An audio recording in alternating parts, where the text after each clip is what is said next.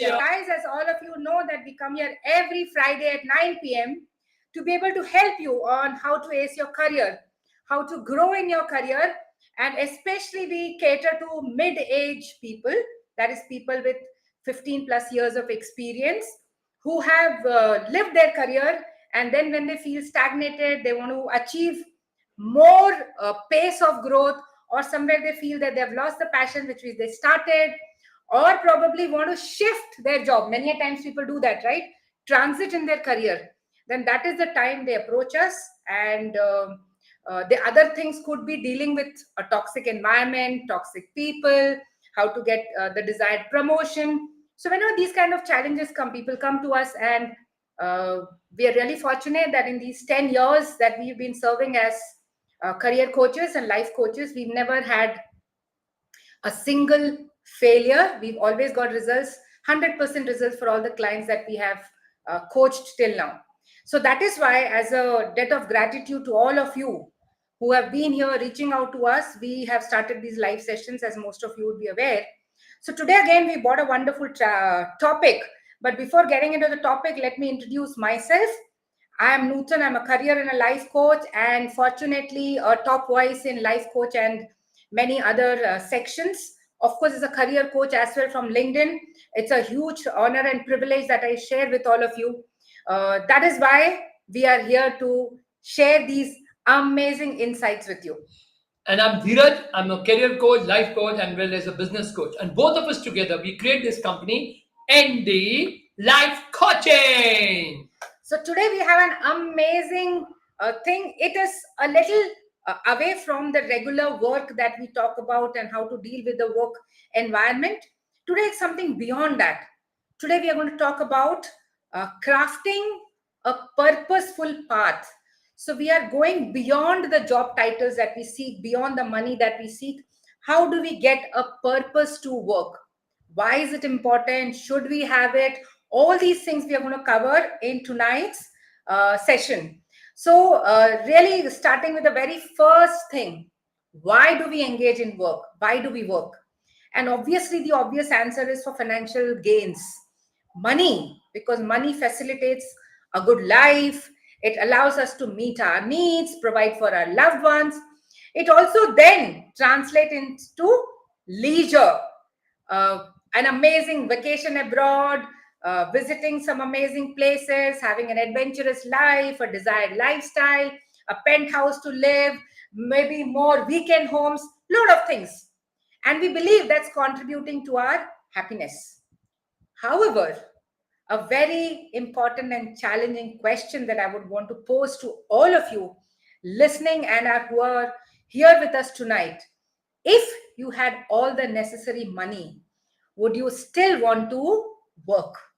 What do you think would be your answer?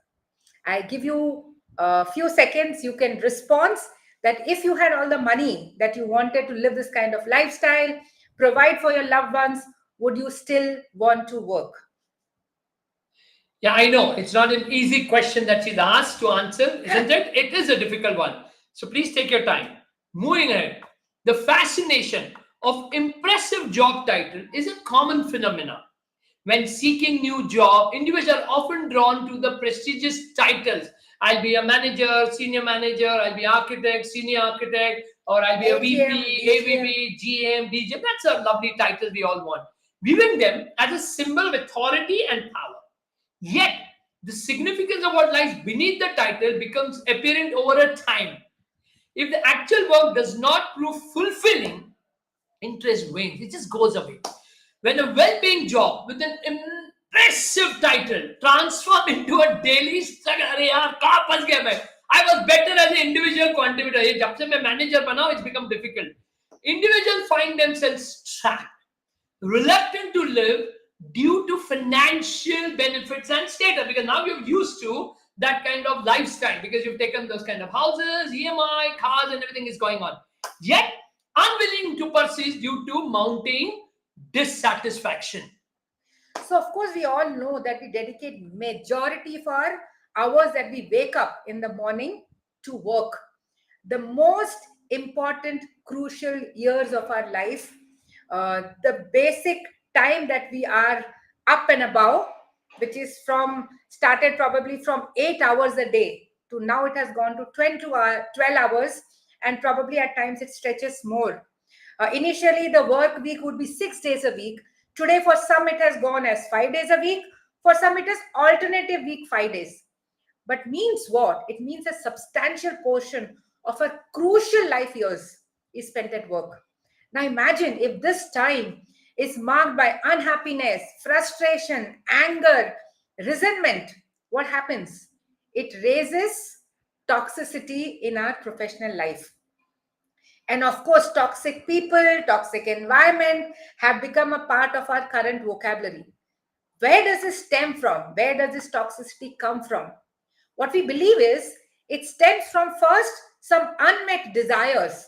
I wanted to grow, but the company or the organization has put someone else, and I start resenting that person who's come in. Or probably I thought I would have gone to that level professionally, but it didn't happen with me. And that's where I start building this unhappiness, anger towards life.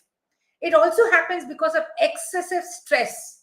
We can't deal with all what's going on. And finally, the most important thing, it's about poor emotional states. Anger, envy, jealousy, depression, low state, stress, all kind of negative emotions that we can talk about. So this really raises a question about where will this toxicity lead us. You perhaps would have definitely witnessed premature death of colleagues in their 30s or 40s. If you've not experienced it in your near life, you would have heard about someone in your friend circle, in your social circle. And all this happens because they succumb to their work related pressures. So very well said. I always feel if money were the sole source of happiness, then why do these tragic deaths occur at such young age? Why are people dying with heart attacks? Despite economic growth providing more opportunities for wealth, why we see that there is a lot of mental illness that has increased now. In fact, I know there's a friend of mine, he's a psychiatrist. He says that the amount of anxiety issues that have come up, the amount of depression that is increasing is becoming prevalent more and more. So this prompts reflection on the true drivers of contentment. Okay, so money should not be the primary motivation for work. Rather, it is a byproduct of a meaningful and an impactful. I always say that you go, like when I was in the sales job, I always used to say that you go and serve the client. Sale is a byproduct of serving or relationship. But if you run behind it, it always runs out of your hand. So it's a byproduct of a very meaningful and an impactful work. The emphasis shifts to now finding joy and fulfillment in one's work to transform the daily grin into a source of enthusiasm. Like we are excited, and you would have seen us for almost now 2 years. And whenever we come, it's not now. People know us from morning to night. Because the first thing when we get up in the morning, we're so excited about our work that today I'm going to add value to 5 people, 6 people, 10 people, 20 people, 100 people. It's a good, and Friday to be just great because thanks to this community of LinkedIn, it's like, And thanks to the response that you're giving us. absolutely thousands of people actually on a week go through these videos, and that gives us immense amount of joy, fulfillment, that we are able to impact so many lives. So you need to figure out, most important is, how am I creating a meaningful and impactful work? So, how does one find happiness at work? That's a very important question. And I want each one of you to really answer at this point of time. Please put it in the comment section. How do you find happiness at work? More importantly, how does one find fulfillment in their work? And the key, of course, lies in discovering a purpose. So, when we align our personal purpose with work, that's the secret to genuine happiness and fulfillment. And this I can say, or probably we both can say from our own personal experience, what Dheeraj was just explaining, that the enthusiasm, the excitement, the energy levels. In fact, Friday takes us really good time to sleep because there's so much excitement when we are sharing all this live, and the response that we get, that how it's helping all of you to grow, take some courageous steps in your career, how it is impacting you and finding you new jobs. It's really an amazing feeling. So that fulfillment is what drives us every single day, in spite of going through challenges. Like both of us have gone through something which was a terrible loss for us last week. In fact, last week we did, if you remember, the episode on mentor, the Absolutely. importance of mentor. And unfortunately, we lost our mentor at the age of 95. And it was extremely difficult to, even now, maybe probably it's not seeped in completely that he's not there. But one thing he taught us, that our mission, because that's exactly what he did when his mentor passed away. He grieved for one day, and next day he was back in this mission. For us, this is something what we are doing here, and we keep doing, is from the perspective, this is our purpose of life. Yes. This is our mission that we are into. So no matter how much of loss one will go through, the purpose doesn't stop, it goes on.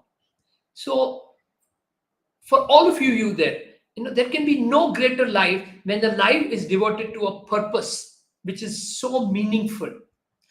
So, for those who are content in their work, there is really a very little cause for concern. But however, those who are really grappling with dissatisfaction, it's imperative at this point of time, it's really, really crucial and important to find your life's purpose. And that raises a crucial question: how does one discover their purpose? So if you really go onto the internet and you Google, there are so many theories that come up. Several theories offer different kind of insights on Absolutely. discovering your purpose. One suggests that passion equates to purpose. So whatever that you're passionate about, that becomes your purpose. So identifying one's passion and crafting a profession around them, whether through a job or business, now that leads to a more enjoyable and successful work life. Another theory says that you recognize your strengths, you recognize your unique talents, because we all know we are born with some unique gifts. And when we align this work with the strengths that we have, with the unique gifts that we have, then it transforms this professional journey into a more effortless and enjoyable experience. And that paves the way for a fulfilling career. Yet another theory advocates looking at the past challenges or suffering, overcoming such hurdles through innovation or problem solving, that can form the basis for your career. So something had happened in my life and I found a solution for it. And now I have a time or a space through my employment or through my own business that I can show people how to overcome such challenges. That becomes a basis for career. Now, each of these are an option. One more which has recently developed is about unique skills. So what are your unique skills that you've developed over the years? That's how you become an industry expert. And you, like for example, in the IT industry, he's known as subject matter expert, SME. Probably in different industry, he's known as a consultant. He's an expert for this particular niche, and he comes as a consultant and he shares his expertise in the big arena of work. So these unique skills can become a way of opening ways for a success as an employee or as a professional who's serving others. While these theories have guided many to successful career, building multi-million dollar business, the question remains, are they truly happy and fulfilled in their work? Success and happiness, it seems, do not always goes hand in hand. However, like as we know, the data says that so many billionaires are unhappy. Now imagine that's an ultimate failure, that you're a billionaire and you're unhappy. So if somebody is a billionaire and actually somebody is successful, then why somebody is not happy? However, if you think deeper, the presence of purpose could be the missing link between this both. So you may be successful, you would be running a multi-dollar business, or you would be probably a CEO or MD of an organization. But even then, if you're not happy, that means you're missing your purpose of life. So then what is the essence of purpose? I feel and I believe, and this is what we have lived for all these years, I feel purpose starts by thinking about others. That's the first thing that you need to really, when you shift that attitude from you to others, that's where the beginning of purpose happens. What can you do for others? How can you contribute to their growth and happiness? How can you solve problems for them? The challenges that they're going through, the suffering that they're going through, how can you go out there and build hope in their life, encourage them, probably teach them something, mentor them, whatever way. When you start thinking about others, that shifting that focus from self to others is where the purpose begins. In fact, till 98, I was only living for myself. And then I shifted my purpose to others, maybe 1, 2, 5. And from 98 till now, it's been 25 years. I'm leading a very happy and fulfilled and meaningful life because that purpose has increased more and more. So each individual possesses unique gifts and experiences shaped by their journey. Now, what do you need to do? You need to utilize these gifts and experience to benefit others. Now, that's the key. So, whatever that I learned, whatever skills I had, whatever gift I had, I started helping others. That's what we are doing here. That is how define the purpose of one's life. Till you are in your own self, it's not a purpose driven. It's self driven. The moment it is somebody else, and that you don't need to. Purpose doesn't mean thousands of people. Okay, first thing. Even if that one person who is there in your life, if you are helping that person, that's a purpose. Identifying specific ways to contribute to others with it's your own one unique gift that you have, and the experience is the path to finding purpose in work. Of course, embarking on this journey to discover and live one's purpose is crucial for a life free of regrets and creating a lasting legacy. Otherwise, we may earn very well, we'll have fancy titles, we would have grown to the level that we wanted, our achievements are done, but probably in your 80s, when you're lying on your deathbed, you'll have some regrets, right? I always felt, this was this very strong desire that how can I leave a legacy behind? How can I exist beyond me living physically on this planet Earth? Like today, the mentor whom Dheeraj was talking about, he exists for us and he's going to live over the years, probably for next 100 years to come. He's left a legacy. So that was always been my quest. And this quest especially becomes significant for people in their midlife. Initially, it's all about passion driven energy, making the money, enjoying the lifestyle, providing for loved ones. But when all that gets settled, I have experienced over this last 1 decade that that's where people start seeking greater meaning beyond financial gains and job titles. And probably that's the reason they come to us. They may not be able to define it in those many words, but that unsatisfaction comes when they feel they're not really contributing enough. It's not worthwhile going to the job. So the search for meaning in one's existence is a profound question that demands daily contemplation. It cannot happen in one day. You have to think on this. The questions that we asked you, it starts from others. Then it comes to your unique gifts and your experiences in life. When you keep pursuing this question again and again and again on daily basis, somewhere you will find the answer. But if this is what is required, then why don't every one of us do it? The simple answer. Actually, the challenge, however, lies in our societal conditioning that often promotes, you know what? Like I remember when we were small, so we were given something, and we say, you finish it, don't give it to everybody. Okay? So it is from a childhood that whole idea of being selfish.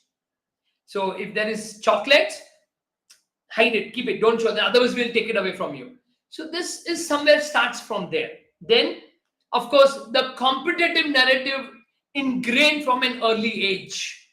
It's all about you. It's about you have to be the top. You have to be number one. It's all about. So the need to be first in the class. Tu tera padhai dekhna, dusre ko sikhane ki zarurat nahi. I remember, my cousin sister was very good in studies. So always they used to say that why are you helping others? They will then surpass you. Then you will cry. You have to be number one. So think about yourself. Now the emphasis on personal progress in the workplace also reinforces a focus on self. तू तेरा देख बहुत दूसरों के चक्कर में तेरा promotion रह जाएगा. So this is what is one of the reason. The second I feel is in this world that we are living, which is abundant with choices, the pursuit for more has rendered many to become slave to their desire. And that leads to vulnerability and weakness. Emotional issues, often masking as mental illness, have started surfacing from an unrelenting pursuit of much more without putting equivalent or more amount of effort. So, if you find yourself pondering these questions, our sincere advice is to resist succumbing to societal trends. Instead, reflect on a very profound question, and that is, what is the purpose in life? My life. What is my purpose in life? Or rather, I always used to ask is, who am I and what am I here for? Okay, that's a question. And how can I take action? So just knowing is not enough, doing is. So once you know this is the purpose of my life, you need to immediately start taking action to fulfill it. But what if you haven't yet discovered your purpose? Should frustration, anger, depression persist until clarity emerges? Of course not. The answer is a complete no. And we have a secret formula to infuse purpose into your work while you keep searching for your true life's purpose. And that is, how can you become purposeful at work? So, So, crucially, what is most important? Remember, we all have the power, okay, which is gifted to us to create your own purpose and meaning at work. You have the power, and nobody is going to give you that power, and nobody can take it away from you. Don't fall into the misconception that you must find the perfect role for fulfillment. Once I will become a CEO, once I become a vice president, no, that's not what it is. Your work holds dignity, regardless the nature of the job. So even if you're in the lowest position or you're in the mid level, you still can do. There's something which is there. It matters, and you can cultivate your purpose and create a meaning for yourself. Now the question is, you'll be asking, oh yaar, ye sab bol diya. Ab batao, achieve kaise karna hai? So let's understand. So, absolutely, if you don't have a pen and paper, this is the time to pick up the notes in your phone and start writing, because this is an amazing thing you can do with yourself to have more meaning to what you're doing, to live a more happy existence at workplace. And what can you do? The very first thing is connect to something which is bigger than yourself. Bigger could be your own organization's goal. If your organization is contributing to the society and you are contributing towards that goal, that vision, then definitely you can live a more happy existence at work. So connecting to something which is beyond you. Second, understand how your work connects to the larger goal. For example, constructing a monument or a home for someone.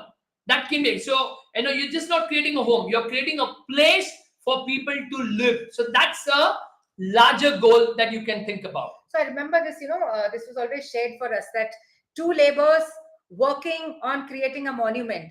So a person passing by asks one of them, he says, what are you doing? He says, I do brick work, I lay brick over brick. He asked the other guy, what are you doing? And he said, I'm creating a monument, which is going to be a history and time. People will come here and watch this, and they'll be happy on how beautiful it is constructed. Do you see the difference in both of them? The approach to work, they're doing the same work, but their approach to work is different. Similarly, people working in the construction field today, you probably are a site engineer, or probably you are a contract for certain furnishings on the house. If you only look at that and you try to cut costs, and you don't really look at those happy families who would come and stay there and bless you for the beautiful work that you've done, then you'll never have satisfaction at your work. Then, of course, the next, which is related to the one which we shared, is recognizing how your work impacts other people. So you may be great and expert, but if you don't know how to deal with people, it's wrong, right? So what can you do? How can your work impact other people? What is the benefit of your work to the other teams? How is it really helping them grow? That's another way of living a purposeful, adding a purpose to the work that you're doing. Like, for example, these live that we go, what gives us the kick when we get people writing back that what you shared is, even if it's 1%, I'll be very honest here. I'm not expecting all 1,000 people, but even if one person writes back saying, you know what, thank you so much. What you shared really created impact in my life. So that's the third. Fourth one, identify ways you can help others within your own capacity. It's fine. You don't have to see that I'll increase my capacity. And it's just not professionally. Okay, like professionally, it could be, your junior or your senior or your colleague is going through some tough time of his personal life and he's not able to achieve his target. If you go beyond your way, like I've done that in my sales life. I remember for 3 months I did it for my colleague, and he had some personal problems, and I helped him achieve his targets, and I helped him in that. So I felt so fulfilled.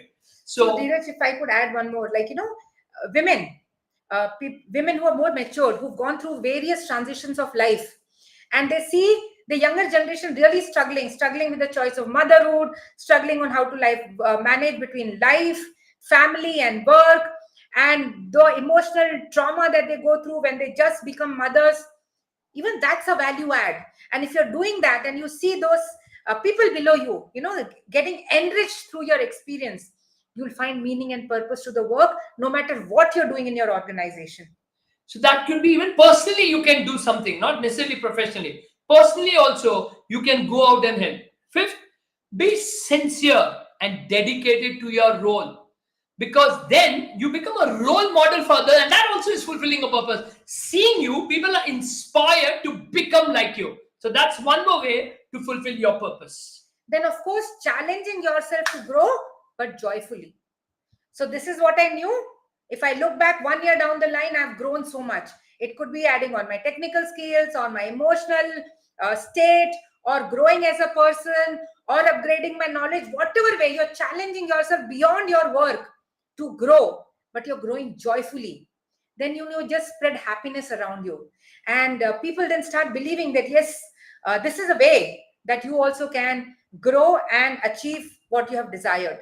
And then, of course, finally becoming a source of hope and help to others in your surroundings. Yes, that is important. And I think most important is that, like, we are supporting an NGO. And I think yesterday only I got call from the NGO saying, because it's been 2 years that we've been supporting, and the whole project we've been supporting financially. So the lady called and said, it's been 2 years, but you've not visited the project. You're not seeing, because I know the person personally who runs this whole project.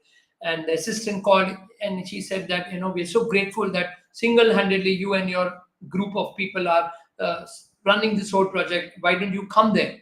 We've always been behind the scenes, so we never thought we should go there. But there's one line she said that, this will motivate you when you see those kids so happy. They're living such a great life that they are being, everything is happening. So their food, clothing, stay, education is taken care by us.